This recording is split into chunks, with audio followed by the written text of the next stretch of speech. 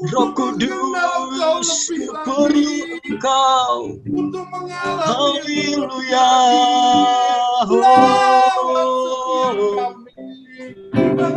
Namaya Shandera Batakaya Namayamu. Haleluya.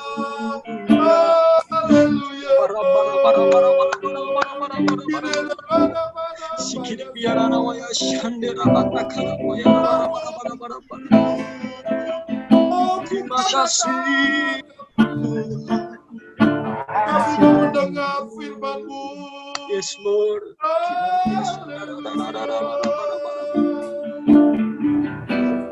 Haleluya. Didapatkan Ya Roh Kudus, kami memerlukanmu selamanya.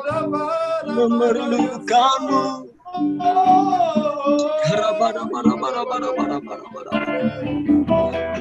Kaya Shandarabaya Sikidi Biaralabayamu.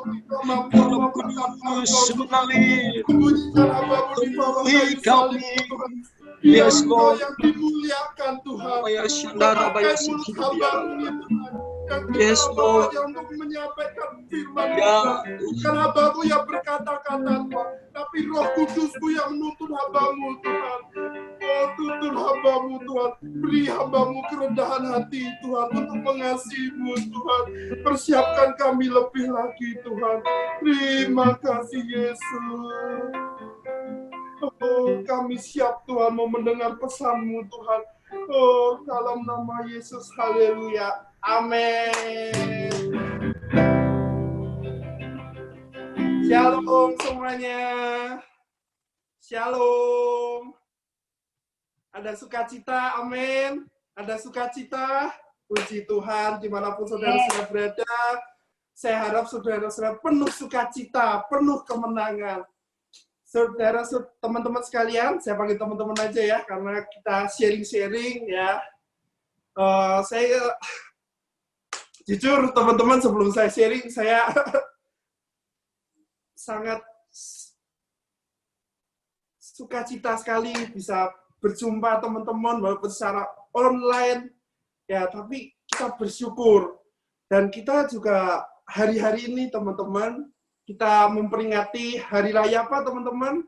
Kemarin kita telah memperingati hari Pentakosta.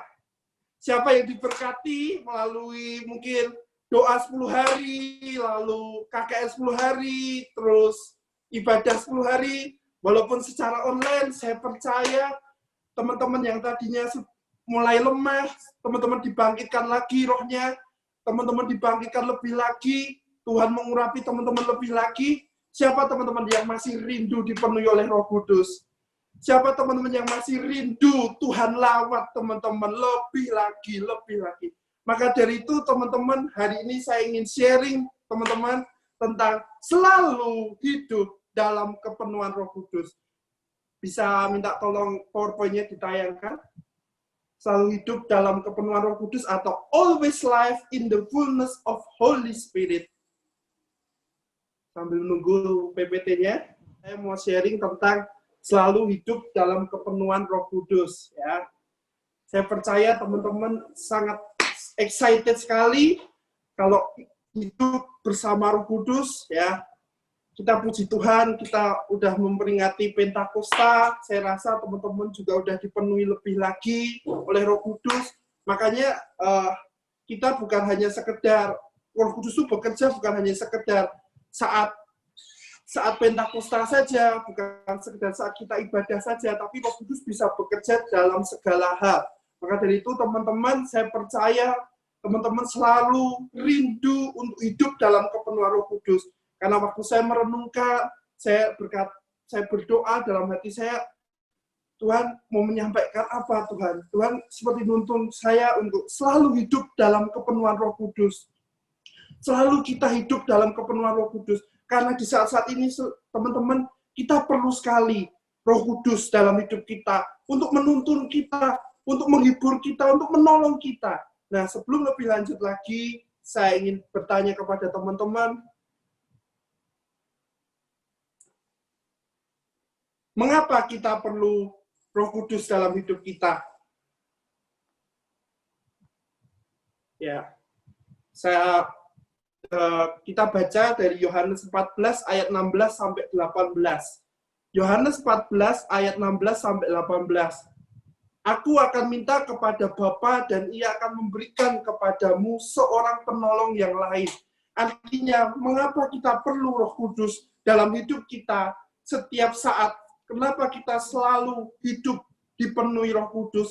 Karena Roh Kudus itu adalah janji Bapa yang diberikan kepada Tuhan Yesus. Maka kalau janji firman, janji Tuhan, maka kita harus mengalaminya. Kita harus mengalaminya.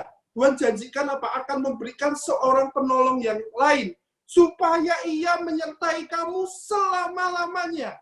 Artinya Roh Kudus tidak bekerja sementara saat hari raya Pentakosta, atau saat ibadah, atau teman-teman saat doa di gereja, atau dimanapun berada. Tapi Roh Kudus itu diberikan Tuhan untuk menolong kita.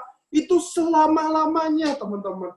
Jadi Roh Kudus tidak akan meninggalkan kita kalau kita terus terkoneksi dengan Dia, yaitu Roh kebenaran. Nah, siapa ini Roh kebenaran? Roh kebenaran itu Roh Kudus.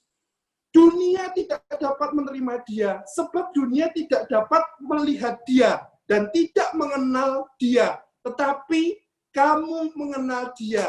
Kita bersyukur, kita jadi orang percaya, kita telah diselamatkan, kita bisa mengenal Roh Kudus. Kita bisa mengenal lebih dalam tentang Roh Kudus. Sebab Ia menyertai kamu dan akan diam di dalam kamu. Roh Kudus bukan hanya diminta Tuhan untuk menyertai kita saja, tetapi diminta untuk tinggal dalam hidup kita selama-lamanya. Artinya teman-teman, Roh Kudus selalu ada dalam hidup kita. Tergantung kita mau mengaktifkannya atau tidak. Kita mau bekerja sama tidak dengan Roh Kudus. Lalu lanjut lagi. Aku tidak akan meninggalkan kamu sebagai yatim piatu. Jadi Tuhan Yesus memberikan Roh Kudus itu dengan tujuan supaya saat Tuhan Yesus naik ke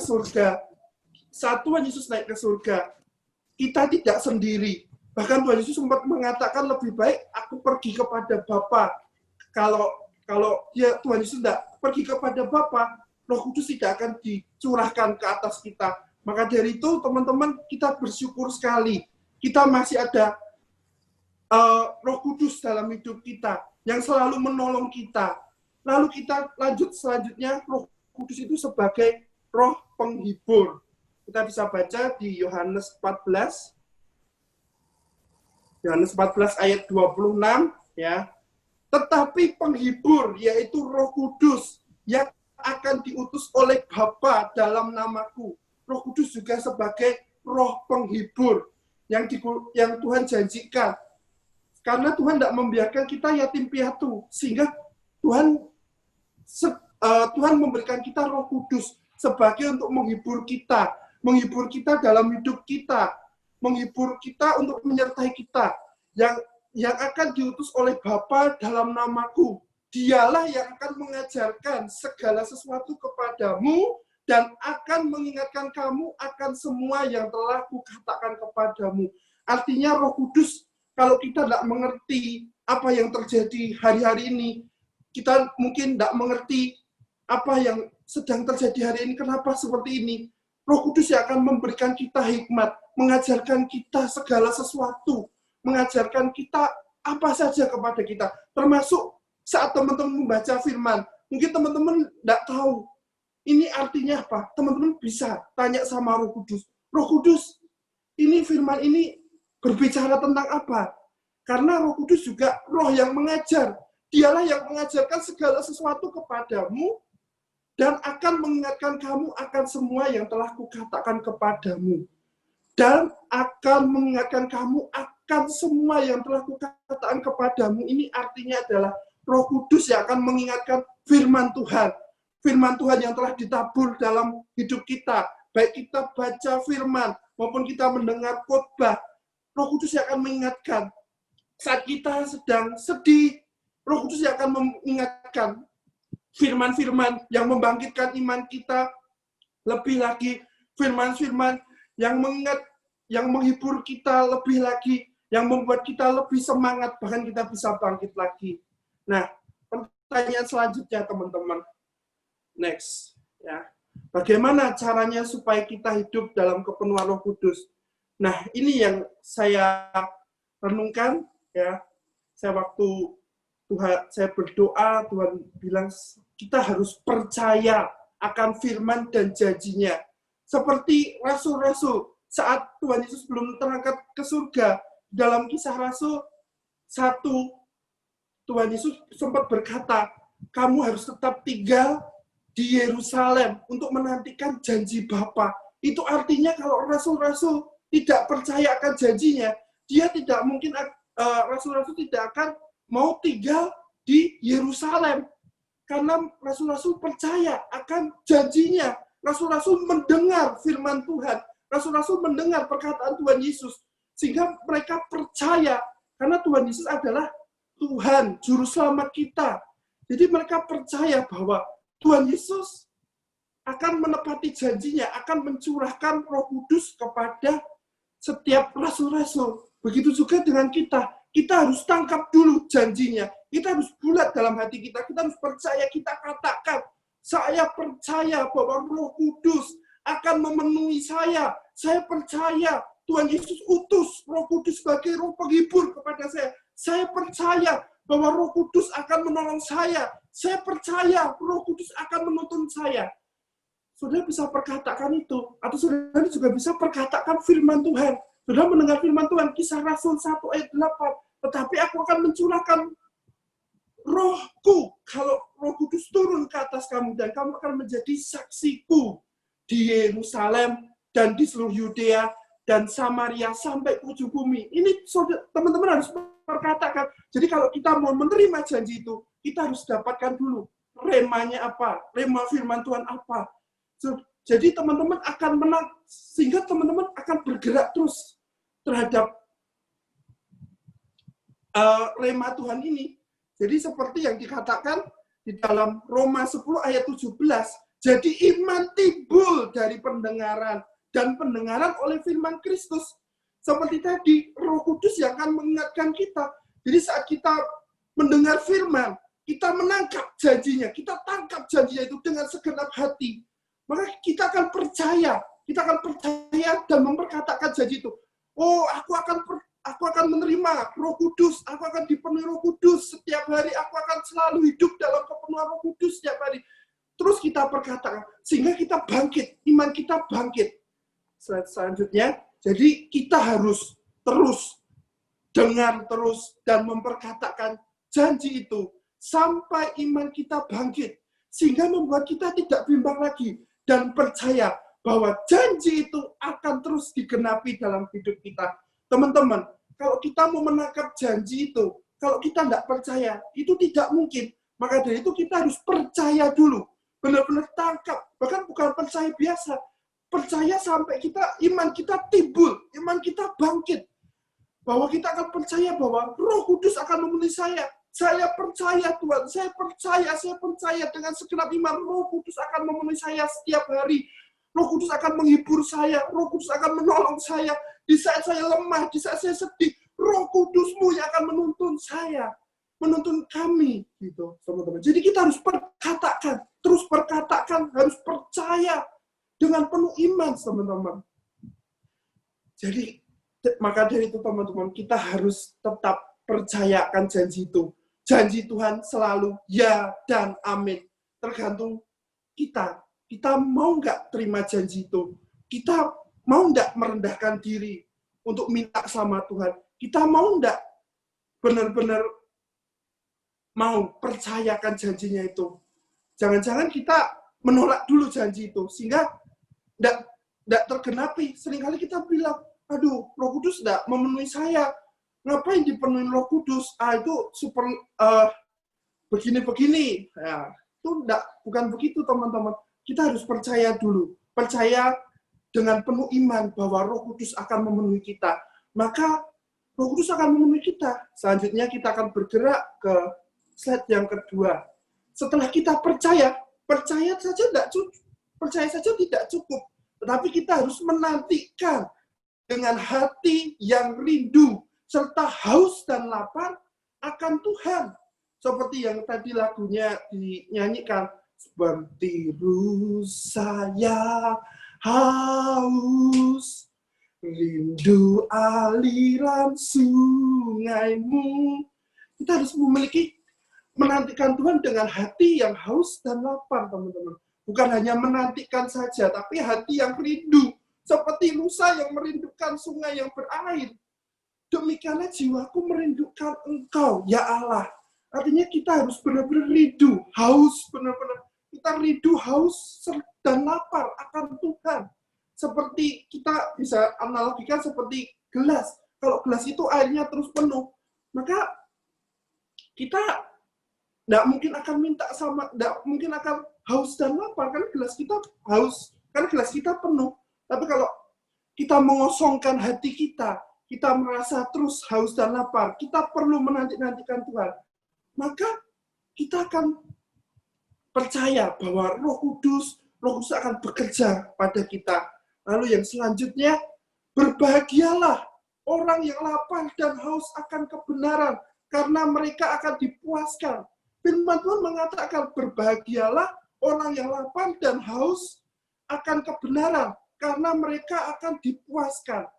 Artinya kita kalau lapar dan haus itu, kita berbahagia, teman-teman. Haus akan kebenaran firman Tuhan, karena kita akan dipuaskan. Demikian juga kalau kita haus dan lapar akan kepenuhan Roh Kudus. Roh Kudus selalu memenuhi kita. Kita juga harus memiliki hati yang haus dan lapar. Benar-benar kita lapar, benar-benar kita rindu. Sama seperti rasul-rasul, terus menantikan Tuhan. Mereka menantikan Tuhan bukan hanya menantikan saja, tetapi mereka memiliki hati yang haus dan lapar akan firman Tuhan. Mereka memiliki hati yang haus dan lapar akan Roh Kudus yang dijanjikan oleh Tuhan Yesus sebagai menolong dalam pelayanannya.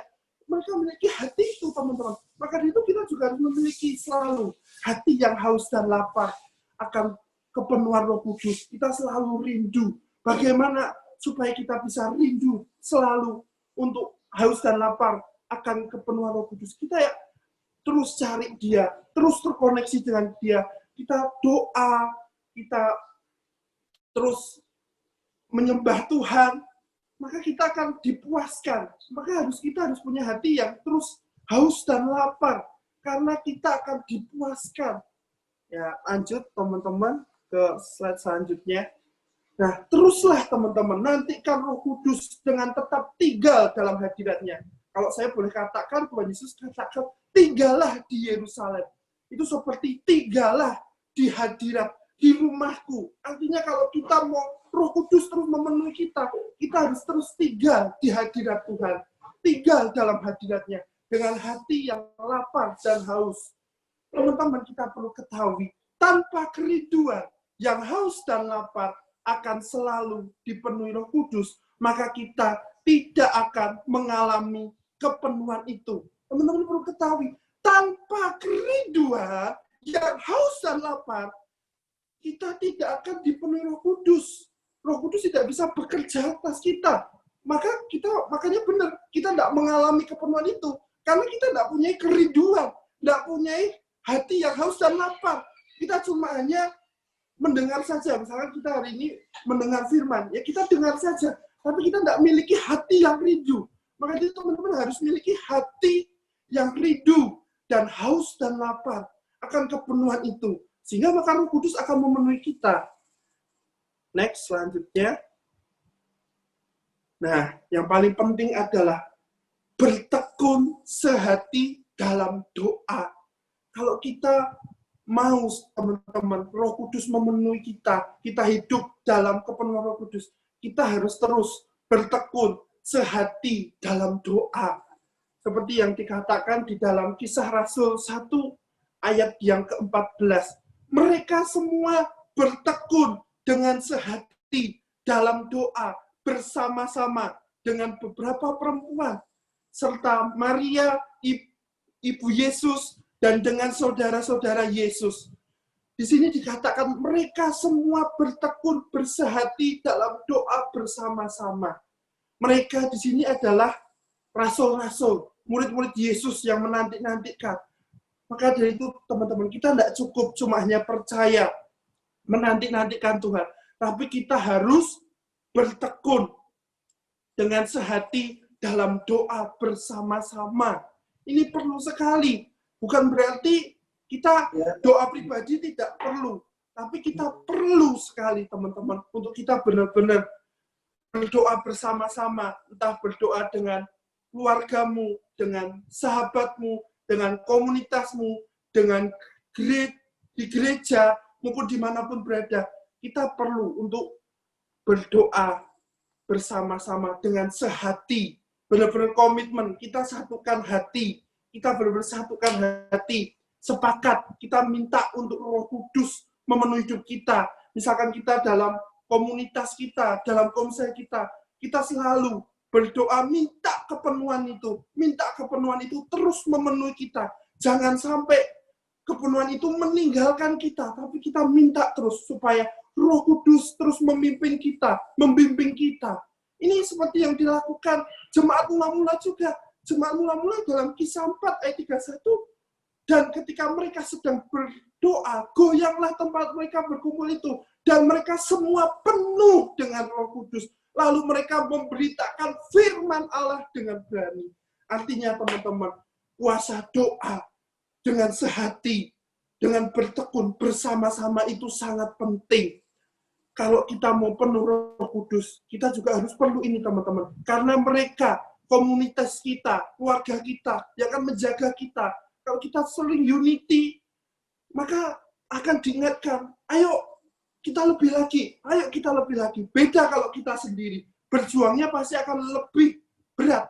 Tapi kalau kita bersama-sama, pasti Roh Kudus akan memenuhi kita lebih lagi. Bahkan sekomunitas kita akan dipenuhi Roh Kudus. Bahkan dikata di sini, mereka semua penuh Roh Kudus. Lalu mereka memberitakan firman Allah dengan berani.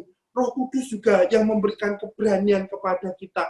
Roh Kudus yang memberikan keberanian kita untuk kita memberitakan firman. Dari tadinya kita yang takut, sekarang kita menjadi berani. Teman-teman bisa lihat, teman-teman, rasul-rasul dari tadinya mereka yang penakut, Petrus yang penakut, yang tidak bisa berbicara. Saat Petrus penuh Roh Kudus, setelah Petrus turun dari loteng Yerusalem, Petrus berkhotbah kepada 3.000 orang, dan banyak orang diselamatkan. Artinya kita juga perlu Roh Kudus dalam hidup kita. Maka dari itu, teman-teman, kita perlu tekankan 3 hal ini. 3 hal ini. Lakukanlah 3 hal ini. Saya percaya, teman-teman, Roh Kudus, teman-teman akan selalu hidup dalam kepenuhan Roh Kudus. Yang pertama, teman-teman harus percaya akan firman dan janjinya. Nanti-nantikan Tuhan, serta menanti-nantikan Tuhan dengan hati yang rindu, serta haus dan lapar. Bertekun sehati dalam doa bersama-sama. Maka teman-teman akan hidup selalu dipenuhi Roh Kudus. Teman-teman, kita bisa lihat siapa sih hamba-hamba Tuhan. Mulai dari perjanjian lama sampai perjanjian baru. Mereka semua dipenuhi. Daniel, Daud, mereka selalu dipenuhi oleh Roh Kudus. Walaupun dalam Alkitab tidak dikatakan Roh Kudus, tapi mereka dipenuhi roh. Saya percaya itu Roh Kudus. Juga saat rasul-rasul, teman-teman, rasul-rasul melayani, mereka juga semua dipenuhi oleh Roh Kudus. Siapa saja? Paulus, Petrus, bahkan kalau kita tahu itu adalah Stefanus. Sampai mati dikatakan dia penuh Roh Kudus, teman-teman. Kita nanti bisa lihat di dalam Kisah 7 ayat 55 bahwa Stefanus itu penuh Roh Kudus. Maka dari itu, teman-teman, perlu sekali dalam hidup kita sekarang ini untuk kita selalu hidup dalam kepenuhan Roh Kudus setiap saat. Biar Roh Kudus yang menuntun kita, Roh Kudus yang membimbing kita kepada kebenaran. Di saat-saat seperti ini, teman-teman, kita perlu Roh Kudus. Di saat-saat kita sendiri, di rumah saja, kita terus kejar, cari Roh Kudus. Biar Roh Kudus yang terus memenuhi kita. Jangan sampai di saat-saat seperti ini, api kita justru padam. Tapi kita saatnya bangkitkan api kita biar menyala-nyala terus, teman-teman. Biar Roh Kudus yang selalu hadir dalam hidup kita, membimbing apa yang kita lakukan. Mungkin kita hari ini, beberapa dari kita mungkin sedang out of the control. Kita tidak bisa mengatur waktu dengan baik. Banyak dalam hidup kita yang kacau. Nah ini, kita minta tuntunan kepada Roh Kudus. Roh Kudus, tolong saya, tuntun saya. Apa yang harus saya lakukan hari ini? Apa yang harus saya kerjakan hari ini? Kita perlu minta tuntunan Roh Kudus itu. Biar Roh Kudus yang terus bekerja dalam hidup kita. Jangan sampai kita berjalan diri sendiri. Kita tidak akan mampu, teman-teman. Tapi biarlah Roh Kudus yang selalu bekerja dalam hidup kita. Roh Kudus yang selalu membimbing kita, menuntun kita. Bahkan kita mungkin berkata, aduh, mungkin masa depanku suram. Aku sudah dosa, sudah ini. Saatnya kita minta supaya Roh Kudus memurnikan kita kembali, menyucikan kita kembali, supaya kita bisa hidup. Kita tanya sama Roh Kudus juga masa depan kita. Teman-teman, kalau kita lihat kehidupan rasul-rasul seperti Paulus, dia seperti apa kejahatannya? Dia bahkan membunuh orang-orang percaya. Tapi saat Paulus diubahkan, saat Paulus dipenuhi Roh Kudus, Paulus diubahkan 180 derajat, teman-teman. Maka dari itu, teman-teman, Roh Kudus juga bisa mengubahkan setiap kita. Dari hati kita yang keras, Roh Kudus yang melembutkan. Dari tadinya kita penakut, jadi pemberani. Kita takut memberitakan firman, kita jadi berani karena Roh Kudus. Karena bukan kita yang berkata-kata, tapi Roh Kudus yang berbicara melalui kita. Maka dari itu, teman-teman, milikilah hati yang selalu hidup dalam kepenuhan Roh Kudus. Ini penting sekali. Hari-hari ini kita penting. Mungkin hari ini di luar sana banyak berdebat tentang Roh Kudus. Kita tidak usah berbicara tentang karya-karyanya, tapi Roh Kudus itu selalu bekerja dalam hidup kita setiap hari, setiap saat. Kalau kita minta tuntunannya, dia pasti akan menuntun kita kepada jalan kebenaran-kebenaran.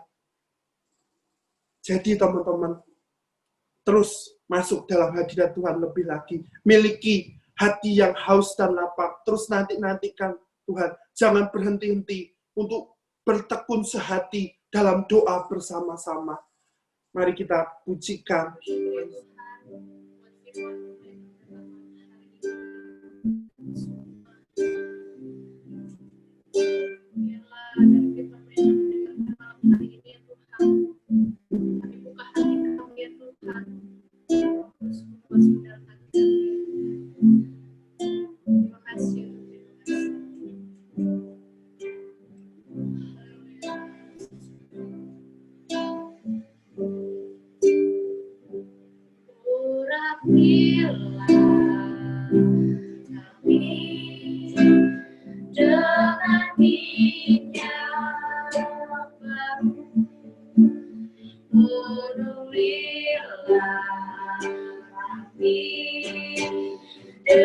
Dengan hati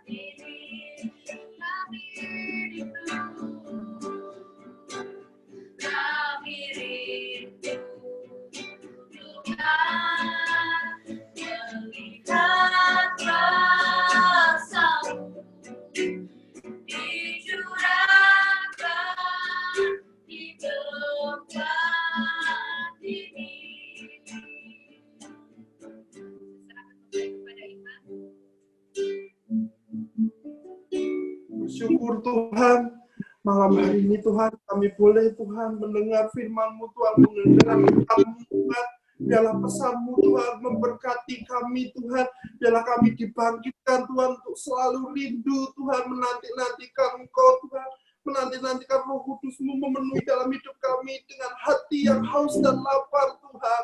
Oh, beri kami kerinduan Tuhan. Bangkitkan kami lagi Tuhan. Bangkitkan kami dari segala kelemahan Tuhan. Bangkitkan setiap kami Tuhan. Biarlah kami bangkit jadi terang Tuhan di tengah kegelapan. Orang berkata hari-hari ini hari yang berat. Tetapi kami berkata Tuhan, hari-hari ini Tuhan membawa kami menjadi luar biasa. Karena bukan kami yang bekerja, tapi Roh Kudus-Mu yang senantiasa bekerja. Roh Kudus-Mu yang memimpin kami. Roh Kudus-Mu yang memenuhi kami dengan hadirat-Nya, dengan pimpinan, instruksi-instruksinya Tuhan. Kami perlu itu Roh Kudus. Lawat kami lebih lagi, penuhi kami lebih lagi. Biarlah kami selalu dengar-dengaran tuh Roh Kudus akan instruksi-Mu, apa yang harus kami lakukan, apa yang harus kami kerjakan hari-hari ini. Engkau yang selalu menghibur kami saat kami sedih, saat kami takut. Roh Kudus yang selalu menghibur kami. Roh Kudus jangan tinggalkan kami. Biarlah kami tetap terkoneksi dengan-Mu. Terima kasih Tuhan, hamba-Mu telah selesai menyampaikan firman-Mu Tuhan. Biarlah firman-Mu Tuhan yang Engkau sampaikan itu Tuhan, buat Tuhan, buat banyak orang Tuhan. Terima kasih dalam nama Yesus, amin.